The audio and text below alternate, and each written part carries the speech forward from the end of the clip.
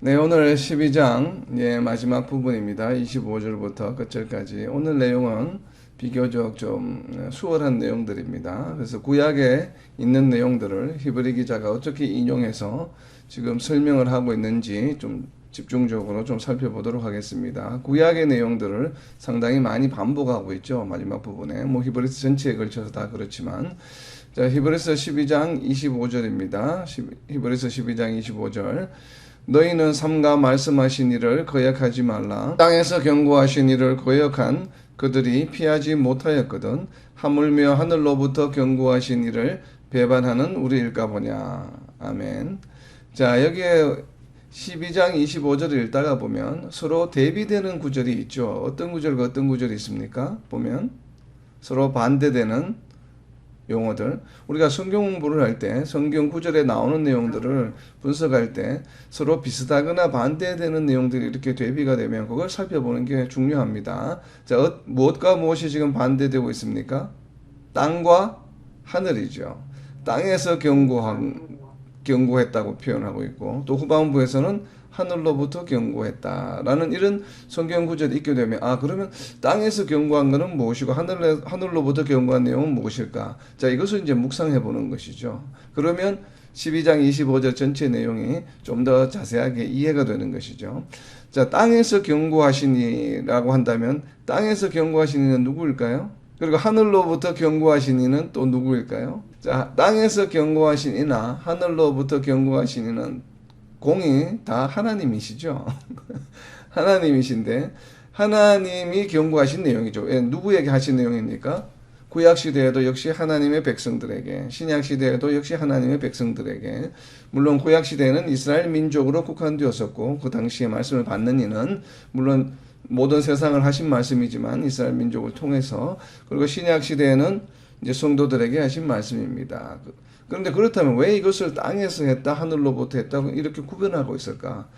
하나님의 경고의 말씀이지만 그 경고의 말씀이 전해진, 하나님의 경고의 말씀이 누구를 통해서 전해졌느냐에 대한 지금 차이점을 보여주고 있는 것이죠. 그래서 땅에서 경고하셨다는 얘기는 하나님의 경고의 말씀이지만 그 하나님의 말씀을 누구를 통해서 백성들에게 전달이 되었습니까? 바로 시내산에서 모세를 통해서 전달이 되었죠. 히브리서 12장 25절에 나와 있는 경고하시니, 땅에서 경고하시니 할 때 이 경고하시니라는 헬라어를 보게 되면, 물론 KJV 성경에서는 spoke, 말했다라고 이렇게 이제 번역이 되어 있는데, 헬라어의 의미가 그러니까 신성한, 그러니까 하나님의 계시를 나타내는 입술, 이런 의미가 있습니다. 이 헬라어 단어가. 물론 말하다는 표현도 있지만 일반적인 그 헬라어의 말하다는 표현의 헬라어가 아니에요. 그래서 어떤 표현인가 하면 하나님의 말씀을 대언한다라고 하는 그런 의미를 가지고 있는, 뉘앙스를 가지고 있기도 합니다. 의미 중에 하나가. 그래서 특별히 여기서 경고하시니라고 이제 한글 성경에서는 이제 번역을 이렇게 했는데, 여기는 결국은 모세를 통해서 하신 하나님의 경고의 말씀이죠. 왜 그렇다면 하나님께서 하신 말씀을 경고라고 이렇게 우리가 번역하고 있을까요? 이 말씀을 보게 되면 하나님께서 모세를 통해서 시내산에서 율법을 주신 이유가 무엇입니까? 왜 율법을 주셨습니까? 하나님께서. 우리가 갈라디아서를 공부할 때 율법을 주신 이유를, 율법을 왜 주셨는지, 율법의 역할에 대해서 공부한 적이 있죠. 율법의 역할이 무엇입니까? 죄가 무엇인지를 깨닫게 하기 위함이에요. 그래서 이 내용을 우리가 좀 알기 위해서는 출애굽기 20장 20절을 좀 살펴볼 필요가 있습니다. 그래서 땅에서 경고하신 이 옆에다가 출애굽기 20장 20절이라고 좀 적어 놓으세요. 출애굽기 20장 20절입니다. 출애굽기 20장 20절, 경고하셨다라고 하는 내용이 어떤 의미인지 한번 묵상해 보시기 바랍니다. 출애굽기 20장 20절입니다. 모세가 백성에게 이르되 두려워하지 말라. 하나님이 임하심은 너희를 시험하고 너희로 경외하여 범죄하지 않게 하려 하심이니라. 아멘. 자, 율법을 주신 이유가 무엇이에요? 백성들로 하여금 범죄하지 않게 하기 위함이에요. 결국 범죄하지 않게 하기 위해서는 하나님께서 백성들을 어떻게 하십니까? 시험하고 하나님을 경외하게 하신다는 것이죠. 그래서 어떤 하나님이 주신 시험을 통해서 죄를 깨닫게 되고 또 그런 것을 통해서 하나님을 경외하게 되고 무언가를 잘못했을 때 얻게 되는 그 리액션을 보고 하나님을 또 우리는 경외하게 되겠죠. 바로 그렇게 함으로써 범죄하지 않게 하기 위한 것이 바로 율법을 주신 목적입니다. 그래서 이것을 한 단어로 경고하셨다라고 이렇게 번역을 했습니다. 자, 여기에서 경고하신 이를 거역한 그들은 누구겠습니까? 바로 이스라엘 백성들이죠. 이스라엘 백성들이 피하지 못하였다라고 이야기했는데 피하지 못하였다고 하는 것은 무엇을 말합니까? 피하지 못하였다고 하는 것은 거역하지 말라라고 하셨는데 결국 백성들이 어떻게 했다는 얘기입니까? 거역했다는 얘기죠. 그래서 거역했기 때문에 나타난 결과가 무엇인가 하면 그 결과를 그들이 피하지 못하였다. 이렇게 자세하게 지금 12장 25절에서 설명하고 있지 않은데 실질적으로 앞에 있는 히브리서 3장에 이 피하지 못한 내용을 이미 언급하고 있습니다. 그렇기 때문에 히브리서 기자가 12장 25절에서는 그 내용을 지금 반복하고 있지 않은 것이에요. 그래서 피하지 못하였거든 옆에다가 히브리서 3장 17절이라고 적어 놓으세요. 이미 히브리서 3장 17절에서 피하지 못한 내용을 언급하고 있습니다. 히브리 기자가 전반부에. 자, 히브리서 3장 17절입니다. 또 하나님이 40년 동안 누구에게 노하셨느냐? 그들의 시체가 광야에 엎드러진 범죄한 자들에게가 아니냐. 아멘. 자, 히브리 기자가 이스라엘 백성들이 광야에서 죽임을 당했는데 그들을 무엇이라고 정의하고 있습니까? 범죄한 자들이다라고 이야기하고 있습니다. 자, 출애굽기 20장 20절에서 율법을 주신 이유가 무엇이에요? 범죄하지 않게 하기 위함이에요. 그런데 지금 히브리서 3장 17절에서는 이스라엘 백성들이 어떤 존재라고 이야기합니까? 범죄한 자들이다 라고 이야기하는 것이에요. 결국은 율법을 준 그 목적에 부합하지 못했죠. 이스라엘 백성들이 범죄하지 않게 하기 위해서 율법을 주셨는데 결국 이스라엘 백성들이 범죄한 자들이 되어버렸습니다. 범죄한 자들이 되었다는 얘기는 다르게 표현하면 무엇이에요? 하나님이 주신 경고의 말씀, 하나님을 거역하지 말라라고 한 그 거역의 말씀을 결국은 거역하였다는 것이죠. 그죠? 거역하지 말라는 말씀에 순종하지 못했다는 이야기입니다. 그 결과 어떻게 되었습니까? 결과 시체가 광야에 엎드러지게 되었다. 결국 죽임을 당했다는 얘기입니다.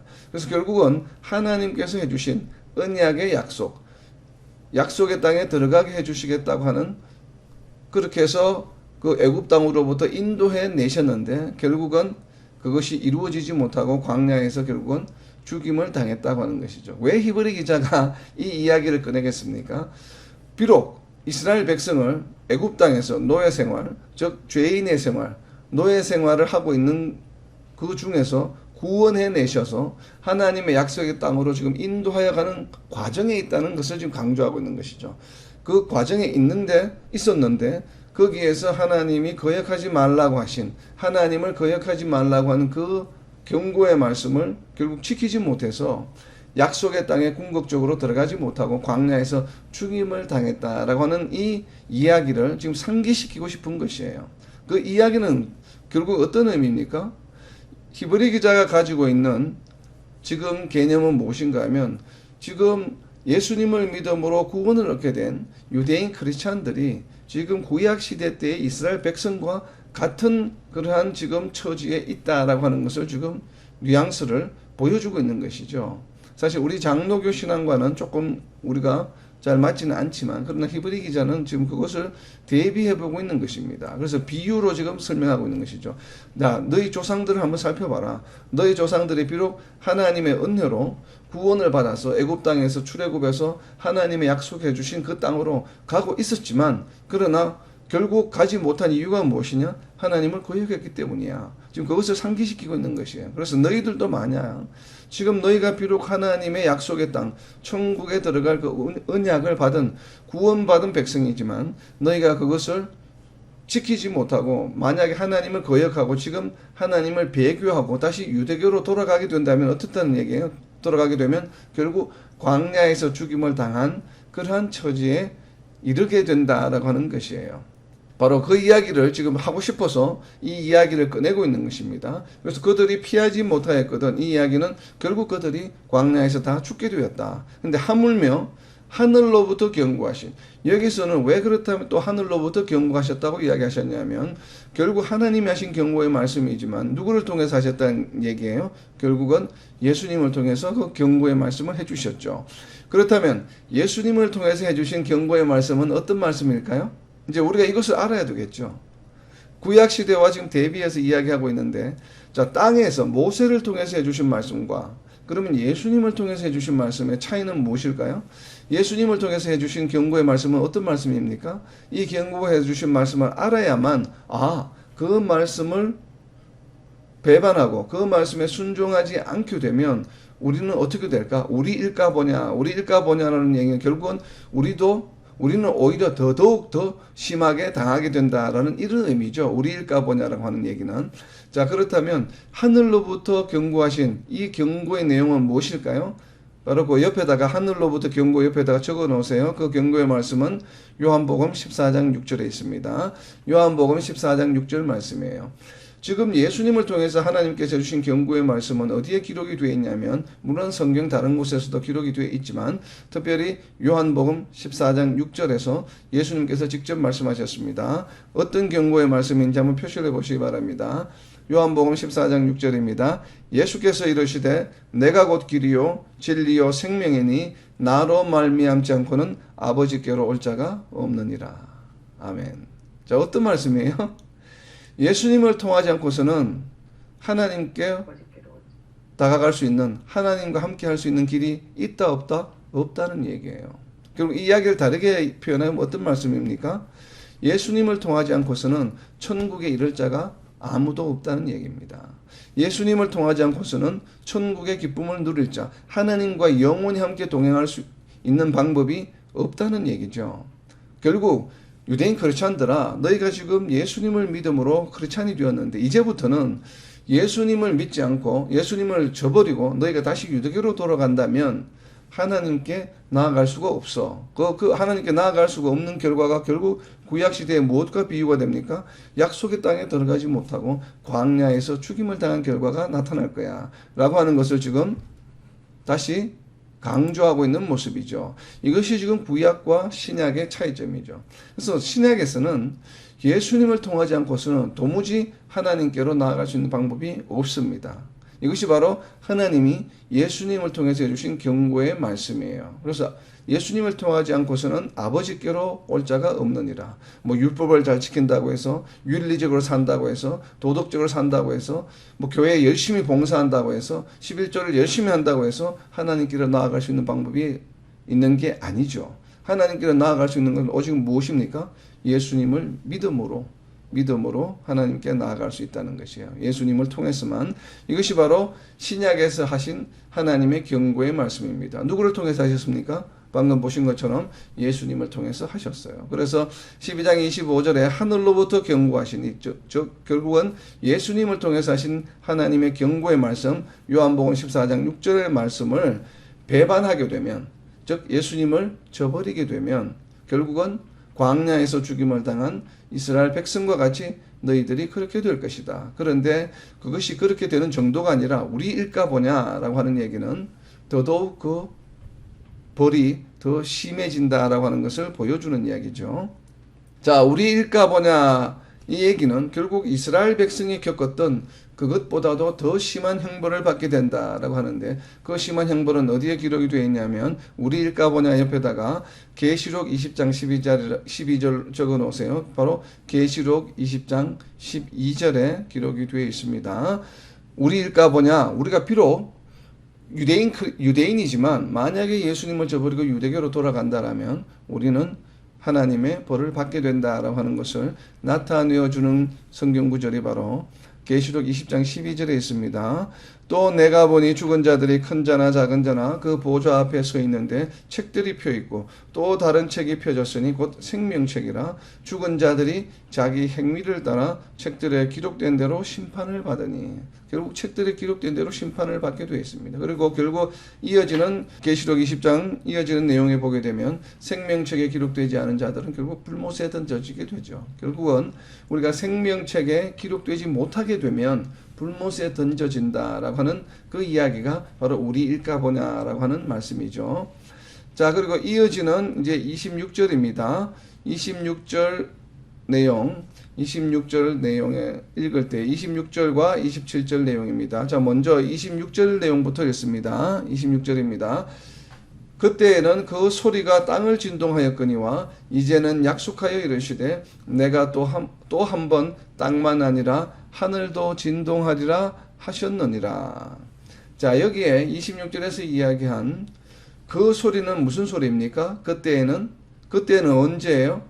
하나님이 모세를 통해서 경고의 말씀을 하실 때죠. 그때는 바로 그래서 12장 25절에 있는 땅에서 경고하실 때 그때가 바로 그때입니다. 그때가 땅에서 경고하실 때. 그리고 그 소리는 바로 경고의 말씀이죠. 그 말씀을 하실 때 어떤 현상이 일어나느냐 하면 시내산에 하나님께서 임재하셨을 때 나타나셨던 그 모습, 바로 땅을 진동하였다라고 히브리 기자는 표현하고 있는데 이건 히브리 기자의 표현이 아니에요. 구약의 말씀을 그대로 인용한 것입니다. 자, 땅을 진동하였다는 말씀 옆에다가 사사기 5장 4절, 5장 5절이라고 적어 놓으세요. 바로 사사기 5장 4절과 5절에 시내산에 하나님이 임재하셨을 때 모습을 사사기에서 기록하고 있습니다. 사사기 5장 4절입니다. 여호와여 주께서 세일에서부터 나오시고 에돔들에서부터 진행하실 때 땅이 진동하고 하늘이 물을 내리고 구름도 물을 내렸나이다. 산들이 여호와 앞에서 진동하니 저 시내산도 이스라엘의 하나님 여호와 앞에서 진동하였도다. 이렇게 지금 사사기에서 기록하고 있죠. 그래서 시내산에 하나님이 임재하셨을 때 지금 구약시대에 있는 이스라엘 백성들은 어떻게 기억하고 있냐면 그 당시에 하나님이 시내산에 임재하실 때 온 천지가 진동하였다라고 하는 것을 인지하고 있는 것이에요. 그렇기 때문에 히브리 기자가 그 소리가 땅을 진동하였다라고 되어 있습니다. 자, 우리가 이제 좀 야사적인 측면에서 보게 되면 오늘날 우리가 이제 성지순례 가고 있는 아라비아 반도에 있는 시내산, 우리가 지금 시내산이라고 생각하고 있는 그 시내산은 하나님이 임하신 시내산이라고 저는 개인적으로 생각하지 않습니다. 예전에 우리가 성경 먹기 강의에 신명기와 출애굽기 강의를 보게 되면 시내산의 위치가 어디인지 성경 안에 짐작할 수 있는 구절들이 나와 있습니다. 몇몇 구절들이. 실제적으로 이스라엘 백성이 애굽에서 나와서 진행한 경로를 출애굽기와 신명기에서 기록하고 있는데 그 기록하고 있는 내용들을 신명기의 기록의 내용들을 보게 되면 지금 우리가 많은 사람들이 성지순례를 가고 있는 그 시내산이 아닌 하나님 임재하신 산이 아니라고 하는 것을 알 수 있는 성경 구절들이 나와 있습니다. 실제적 성경 구절에. 그리고 또 이제 최근에 발견된 여러 가지 내용들을 보게 되면 사우디아라비아가 시내산이라고 하는 그런 이제 주장이 있는데 저는 개인적으로 그 주장에 상당히 공감이 갑니다. 왜냐하면 신명기에 기록되어 있는 내용과 매칭이 되기 때문에 그렇습니다. 그 내용이 실제로 100% 그게 아닌지 어떤지는 모르지만 그러나 공교롭게도 지금 사우디아라비아 쪽에 있는 그것이 시내산이라고 주장하시는 분의 그 실제 그 산의 사진을 보게 되면 실제 산 꼭대기에 봉우리에 보면 이래 태가 까맣게 테두리가 되어 있어요. 그 산을 보게 되면. 근데 왜 산이 그 까만가 하면 실제로 과학자들이 그 까만 이유를 보게 되면 굉장히 강한 불에 의해서 태워진 흔적입니다. 그래서 이제 그것이 지금 성경 기록과 좀 매칭이 된다는 것이죠. 왜냐하면 하나님이 임재하시는 장면을 보게 되면 출애굽기에 보게 되면 산에서 막 불이 일어났죠. 결국 그것을 이제 과학자들은 화산이 폭발한 것으로 생각을 합니다. 화산이. 그래서 결국 이제 우리 인간적인 과학적인 측면에서 보게 되면 화산이 뿜어져 나오는 것이죠. 그래서 그 장면을 보게 되면 불이 뿜어져 나오고 그리고 마치 그 주위에 있는 그 바위들이 전부 까맣게 거른 그런 장면들을 볼 수 있는 것이죠. 그래서 지금 사사기에도 그 장면들을 그 시내산이 진동한 것으로 지금 표현하고 있습니다. 그래서 그 표현을 히브리 기자는 아마 그대로 인용한 것으로 보여집니다. 그래서 땅을 진동하였거니와 이제는 약속하여 이르시되, 약속은 바로 예수님을 통해서 하신 약속의 말씀이죠. 그래서 내가 또 한 번, 그러니까 시내산에서 땅이 흔들렸던 것에 추가해서 이제 또 한 번 땅만 아니라 하늘도 진동하리라 하셨느니라. 이렇게 지금 표현하고 있습니다. 자, 또 한 번 하늘도 땅도 진동하리라. 자, 예전에 시내산이 진동할 때는 땅만 진동되었습니다. 그런데 차이가 무엇이에요? 다시 한번 하나님께서 진동하실 때는 하늘과 땅도, 땅만 아니라 하늘도 진동하리라, 이렇게 이야기하고 계십니다. 이 말씀 또한 히브리 기자가 지금 하는 이야기가 아니라 이미 구약에 예언되어 있는 말씀입니다. 그렇기 때문에 유대인 크리스천들은 구약의 내용을 알고 있는 것이죠. 그래서 지금 히브리 기자가 이렇게 그냥 표현하고 있는 것이에요. 또 한 번 땅만 아니라 하늘도 진동하리라. 자, 여기에 있는 하늘도, 땅만 아니라 하늘도 진동한다는 얘기는 어디에 나와 있냐면 선지서에 나와 있습니다. 바로 학개서 2장 6절입니다. 학개서 2장 6절에 땅뿐만 아니라 하늘도 진동한다라고 하는 예언의 말씀이 나와 있습니다. 학개서 2장 6절입니다. 만군의 여호와가 이같이 말하노라. 조금 있으면 내가 하늘과 땅과 바다와 육지를 진동시킬 것이요. 즉 온천지를 진동하신다는 얘기죠. 또 뒤에 조금 더 내려가면 학개서 2장 21절입니다. 너는 유다족 총독 스룹바벨에게 말하여 이르라. 내가 하늘과 땅을 진동시킬 것이요. 자, 예언의 말씀이죠. 내가 하늘과 땅을 진동시킬 것이요. 여러 왕국들의 보좌를 엎을 것이요. 여러 나라의 세력을 멸할 것이요. 그 병거들과 그 탄자를 엎드려 떨어뜨리니 말과 그 탄자가 각각 그의 동료의 칼에 엎드러지리라. 결국은 하나님께서 이스라엘 백성을 구원하는 그 시대에 땅과 하늘을 진동시킨다라고 하는 예언의 말씀입니다. 이 예언의 말씀은 예수님이 오실 때의 예언의 초림의 말씀이기도 함과 동시에 또 재림하실 때의 궁극적인 바로 그 종말의 때를 나타내주는 예언의 말씀이죠. 그래서 이 학개서를 통해서 바로 하신 이 말씀을 유대인이라면 누구나 다 알고 있죠. 내용들을. 그렇기 때문에 히브리 기자가 또 26절에서 다시 한번 강조한 것입니다. 그런데 이 학개서는 언제 기록이 되어 있습니까? 히브리서가 기록되기 훨씬 전에, 수백 년 전에 기록된 내용이죠. 그래서 학개서 선지자, 이 학개서가 기록되었을 때는 예언의 말씀, 즉 미래에 해당하는 말씀이죠. 그런데 몇백 년이 흐른 후에 예수님이 오신 이후에 이것을 인용해서 기록하고 있는 히브리 기자 또한 지금 시제가 어떻게 되어 있습니까? 또 한 번 땅만 아니라 하늘도 진동하리라 하셨느니라. 그리고 이어지는 27절에 보게 되면 이 또 한 번이라 하심은 진동하지 아니하는 것을 영존하게 하기 위하여 진동할 것들 곧 만드신 것들이 변동될 것임을 나타내심이라 라고 이렇게 이야기하고 있습니다. 자, 말씀하셨다. 진동하리라 하셨느니라 했으니까 구약에서 기록된 말씀이다 라고 지금 이야기하고 있죠. 그러면서 27절에 이어지는 내용을 보게 되면 변동될 것을 나타내십니다. 이루어졌다는 얘기입니까? 앞으로 장차 이루어질 것이라고 지금 히브리 기자는 인용하고 있습니까? 장차 이루어질 것임을 지금 이야기하고 있는 것입니다. 아직 이루어지지 않았다는 것을 지금 다시 한번 히브리 기자가 강조하고 있죠. 결국은 히브리 기자 또한 학개의 말씀이 아직은 완성되지 않았다. 곧 완성될 것이다 라고 하는 것을 이야기해주고 있습니다. 그리고 히브리서 12장 26절에 나와 있는 내용을 보게 되면 히브리서 26장에 기록되어 있는 헬라어 원문을 보게 되면 시제가 세 가지로 되어 있습니다. 그래서 과거와 현재와 미래가 이 히브리서 12장 26절에 다 기록이 되어 있습니다. 땅을 진동하였거니와 라고 할 때 하였거니는 무엇이겠습니까? 과거 시제겠죠. 그리고 이제는 약속하여 이르시되 이제는 언제입니까? 히브리 기자가 히브리서를 기록하고 있을 때죠.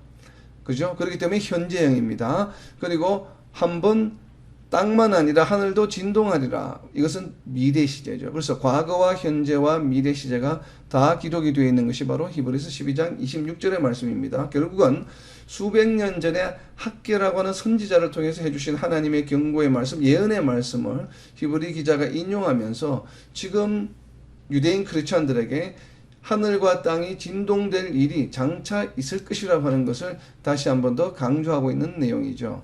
바로 이 내용은 결국 그리고 이어지는 27절에 보면 진동하지 아니하는 것들, 진동하지 아니하는 것들은 결국은 어떤 것을 말하겠습니까? 진동하지 아니하는 것을, 진동하지 아니하는 것을 영존하게 하기 위하여 진동할 것들을 곧 만드신 것들이 변동될 것임을 나타내심이라. 자, 이렇게 되어 있는데 지금 27절에 보면 대비되는 것이 두 가지가 나오죠. 무엇이 나옵니까? 진동하지 아니하는 것들과 진동할 것들이에요. 그죠? 진동하지 아니한 것들과 진동할 것들이에요. 자, 그러면 우선 진동할 것들을 먼저 봅니다. 이거 좀 쉽죠? 진동할 것들이 무엇이라고 설명하고 있습니까? 히브리 기자는 하나님께서 곧 만드신 것들이에요. 그래서 만드신 것들이 변동돼요. 그러니까 하나님께서 무언가 만드셨어요. 이 만드신 것들이 어떻게 된다고요? 변동이 돼요. 이 변동되는 것들을 히브리 기자는 무엇이라고 이야기했습니까? 진동할 것들이다. 즉 진동할 무엇입니까? 대상이 되는 것이죠. 자, 진동할 대상이 26절에 보면 뭐가 무엇입니까? 하늘과 땅이죠. 그래서 하늘과 땅을 하나님께서 어떻게 하셨습니까? 만드셨죠. 그 만드신 것을 다시 한번 변동시키겠다라고 하는 말씀이에요.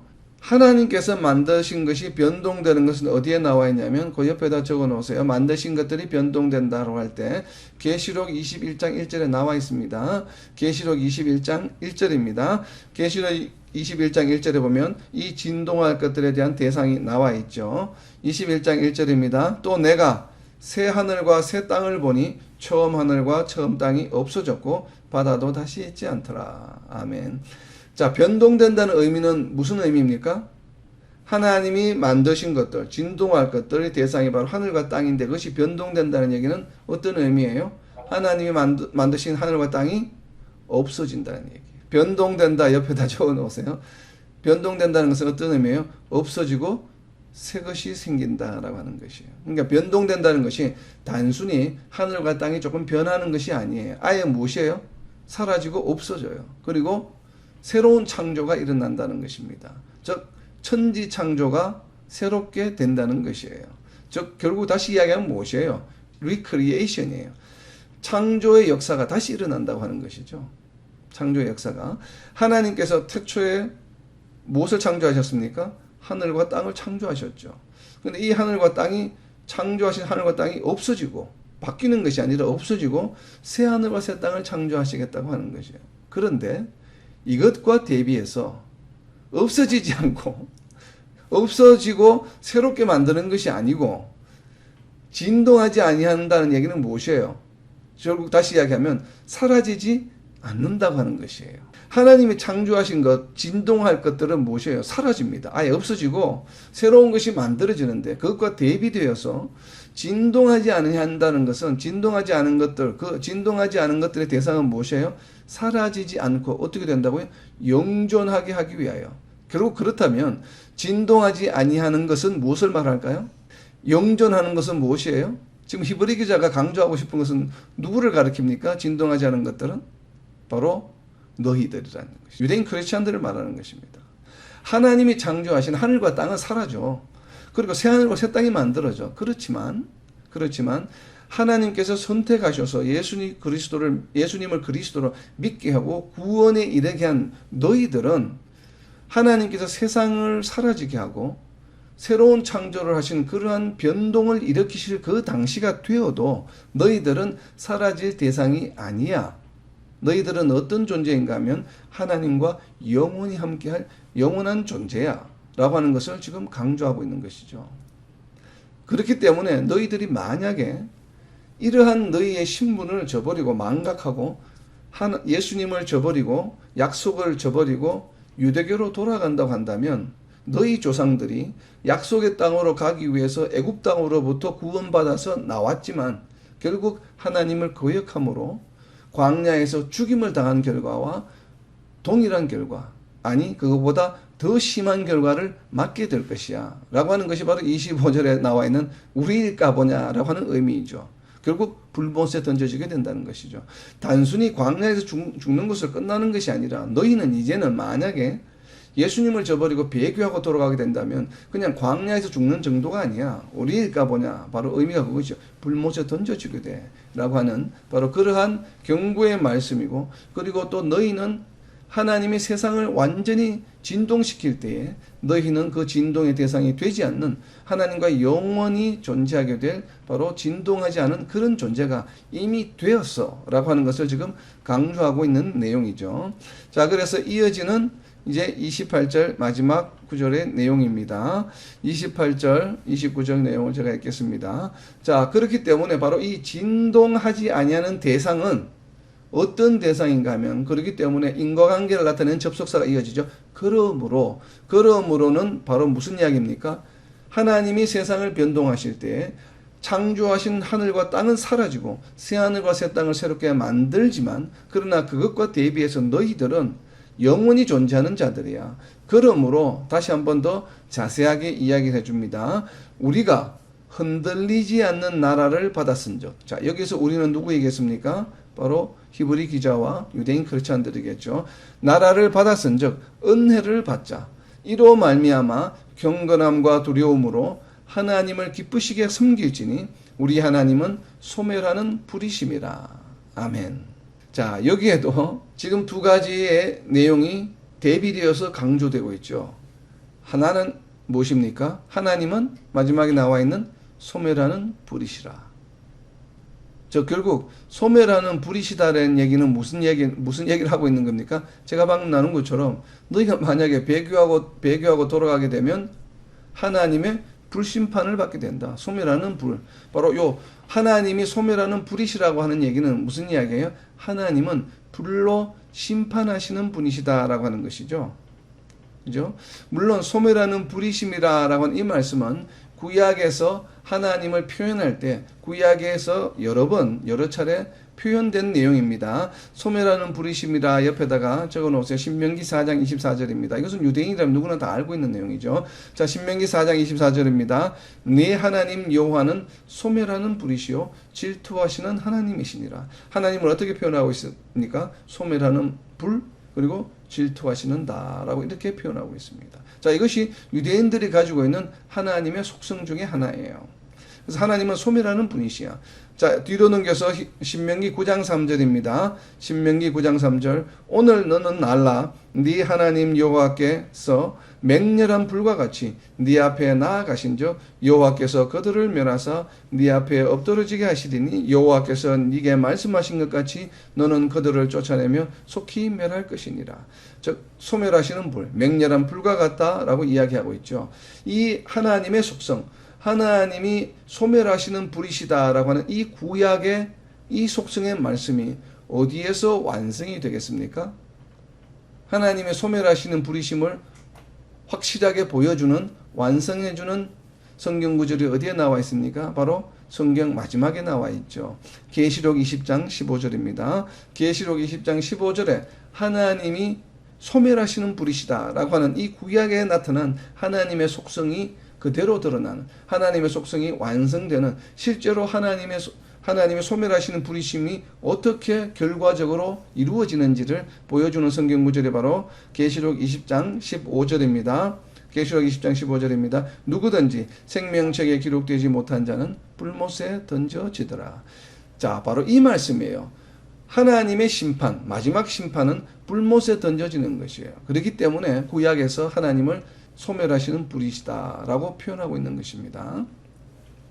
자, 그렇다면 소멸하는 불이시다 하나님은 이것과 반대되는, 대비되는 것이 28절에 무엇으로 나와 있습니까? 바로 은혜를 주시는 분이에요. 그래서 은혜를 받자라고 지금 번역을 했는데, 즉 흔들리지 않는 나라를 주시는 분이에요.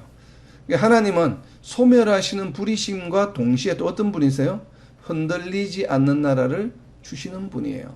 그래서 흔들리지 않는 나라를 받았은적이라고 되어 있습니다. 자, 흔들리지 않는 나라를 받았다라고 하는 이 흔들리지 않는 나라는 무엇을 말하겠습니까? 흔들리지 않는 나라를 받았다라고 하는 것은 어떤 의미예요? 결국은 하나님이 소멸하시는 불, 하나님이 불로 소멸하는 대상이 아니다라고 하는 것이에요. 결국은 하나님이 세상을 진동하실 때, 다시 한번 세상을 진동하실 그때에는 어떤 현상이 일어납니까? 두 가지 현상이 일어납니다.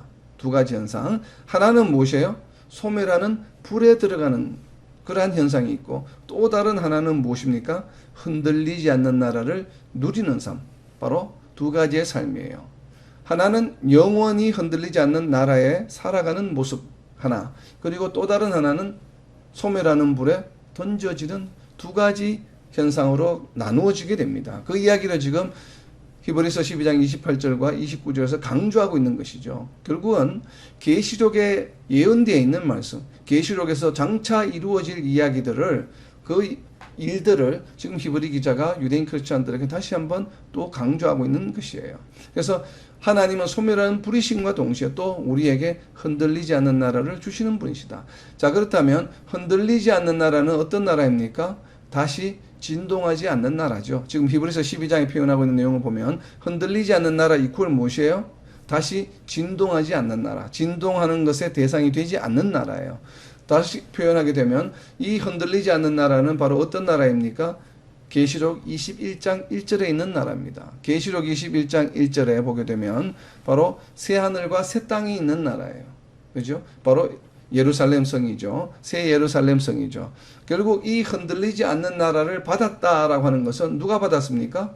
바로 유대인 크리스찬이 받았다는 것이죠. 결국 우리가 받았다는 것이에요.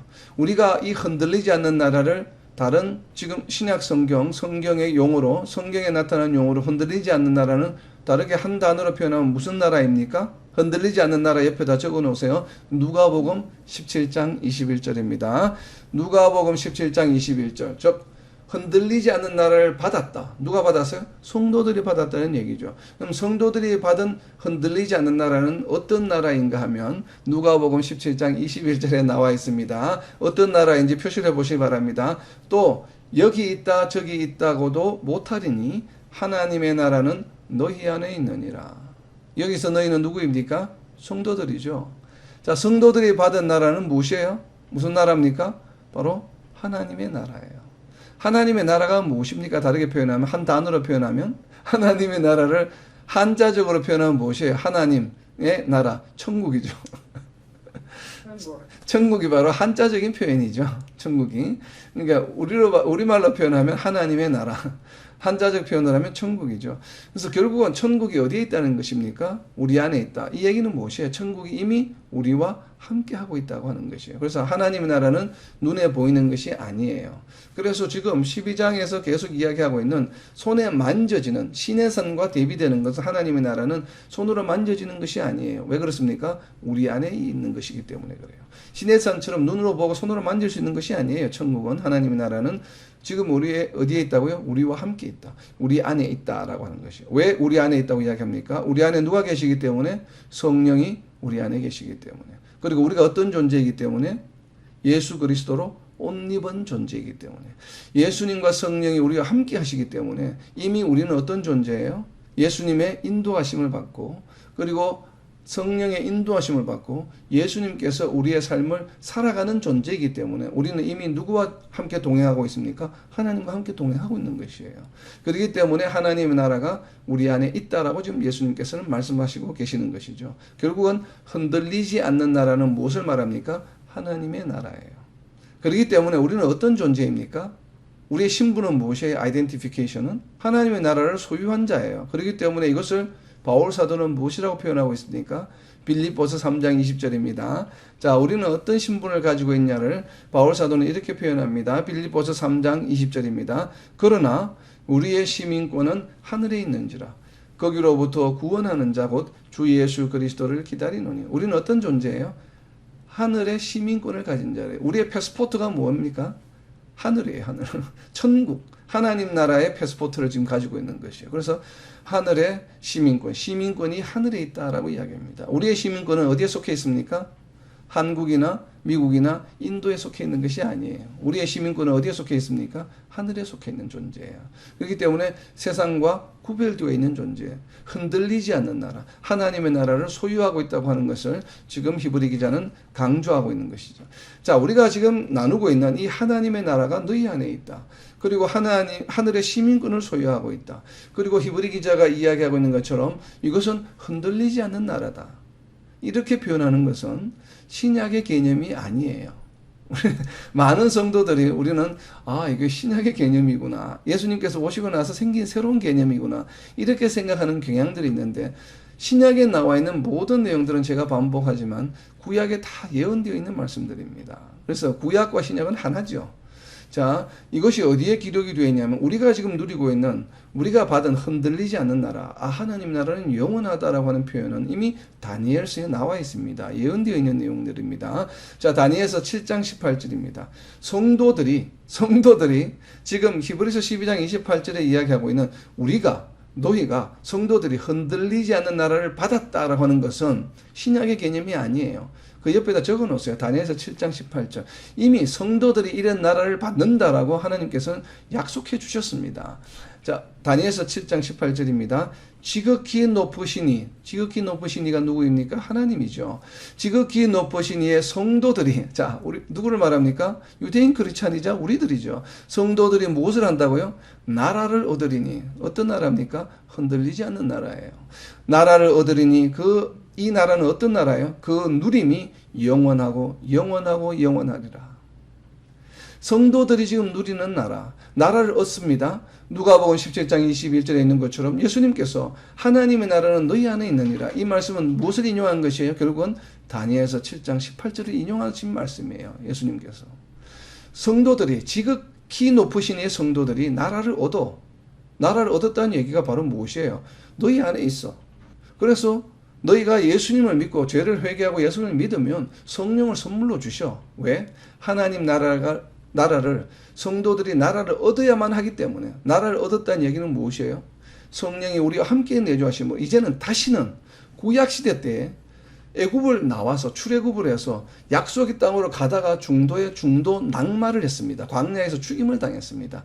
이러한 현상이 다시는 일어나서는 안 되겠다는 것이에요. 그래서 예수님을 이 땅에 보내주셨다 이 말이에요. 그 나라는 어떤 나라예요? 영원히 누린 나라예요. 출애굽하고 나서 가다가 중도에 그냥 광야에서 죽는 그런 나라가 아니에요. 그런 가나안 땅이 아니라 이 말이에요. 성도들에게 주어진 나라는 그냥 가나안 땅, 약속의 땅으로 가는 그런 구원의 여정이 아니에요. 그 구약시대 때 이스라엘 백성들이 겪었던 그런 구원의 여정과는 예수님을 믿음으로 얻게 되는 지극히 높으신 이 성도들이 얻게 되는 이 나라는 그런 가나안 땅이 아니에요. 중도에 낭만한 그런 가나안 땅이 아닙니다. 어떤 나라예요? 누림이 영원한 그런 나라예요. 그렇기 때문에 결코 한 번 구원받은 성도들은 구원을 잃어버릴 수 있다 없다? 없다예요. 이건 약속하신 말씀이에요. 지극히 높으신 이 성도들이 받는 나라는 영원히 누리는 나라예요. 중도에 낙마할 수 있는 나라가 아니에요. 그렇기 때문에 우리는 이러한 신앙을 가지는 것입니다. 왜? 이 신앙은 구약시대 때 이미 다니엘을 통해서 하나님께서 우리에게 약속해 주신 것이에요. 그래서 너희가 지극히 높으신 이의 성도들이 되어서 나라를 받게 된다면 그 나라는 어떤 나라예요? 중도에 낙마하는 나라가 아니야. 가나안 땅에 들어가지 못하는 그런 일들이 다시는 반복되지 않아. 영원히 누리는 나라야. 그렇기 때문에 예수님께서 하나님의 나라는 너희 안에 있다라고 표현해 주시는 것입니다. 그리고 바울 사도는 그것을 너희는 예수 그리스도의 옷을 입고 있어. 이제는 예수 그리스도의 옷을 입고 있기 때문에 너희가 결코 낙마할 수가 없어. 이런 이야기를 하고 있는 것이에요. 그래서 이제는 내가 사는 것이 아니요. 누가 사는 것이에요? 내 안에 계신 예수 그리스도가 살아가는 것이라. 내 안에 계신 예수 그리스도가 살아가시는 것이기 때문에 우리는 이 나라는 흔들리지 않는 나라예요. 그래서 히브리 기자가 흔들리지 않는 나라를 받았은즉 뭐 하자고요? 은혜를 받자. 자, 이게 한글 번역, 저는 이게 마음에 들지 않습니다. 은혜를 받자라고 되어 있는데, 오히려 이 은혜를 받자라는 표현보다는 이 헬라어의 번역은 NIV 성경이 더 잘 번역한 것 같아요. NIV 성경을 가지고 계신 분 보시면 이렇게 되어 있습니다. 바로 이 은혜를 받자라는 부분이 어떻게 번역이 되어 있냐면, Let us be thankful. 감사하자 이 말이에요. 자, 은혜를 받자라고 하는 것은 be thankful, 감사하자라고 하는 것이에요. 유대인 크리스찬들아, 이제 너희가 비록 이렇게 핍박을 받고 여러 가지 어렵고 힘든 상황에 처해 있지만 가족들로부터 외면받고 경제 활동도 제대로 못하고 너희가 여러 가지 어렵고 좀 힘든 상황이 있고 뭐 궁극적으로는 뭐 순교를 당할 그런 상황에 처할지도 모르지만 그러나 너희들의 신분은 지금 이 땅에 속해 있는 것이 아니야. 유대인이라고 하는 그런 이스라엘 민족에 속해 있는 것이 아니야. 어디에 속해 있다고요? 시민권이 하늘에 속해 있어. 그리고 이 나라는 흔들리지 않는 나라야. 너희 조상들이 경험한 것처럼 가나안 땅에 들어가다가 도중에 그냥 죽임을 당하는 그런 나라가 아니야. 그렇기 때문에 이 영원한 나라, 다니엘서에서 예언해 주셨던 누림이 영원하고 영원하고 영원한 그 나라를 너희들이 받았기 때문에 무엇하자고요? 하나님께 감사하자. 은혜를 받자, 이 이야기입니다. 그래서 감사함으로 너희들이 흔들리지 말고 끝까지 믿음을 지켜서 정말 이 주신 은혜를 누리며 살아가는 너와 내가 되자라고 하는 그런 권면의 말씀이에요. 즉, 이 말씀을 우리가 명심해서 우리가 정말 어렵고 힘든 상황이지만 정말 이 히브리 기자의 권면의 말씀처럼 흔들리지 않는 나라를 받은 우리들이기 때문에 우리는 어떠한 경우에도 믿음이 흔들리지 않고 잘 전진해서 정말 이 흔들리지 않는 나라를 누리는 저와 여러분 그리고 이 땅의 모든 하나님의 백성들이 되시기를 예수님의 이름으로 선포합니다.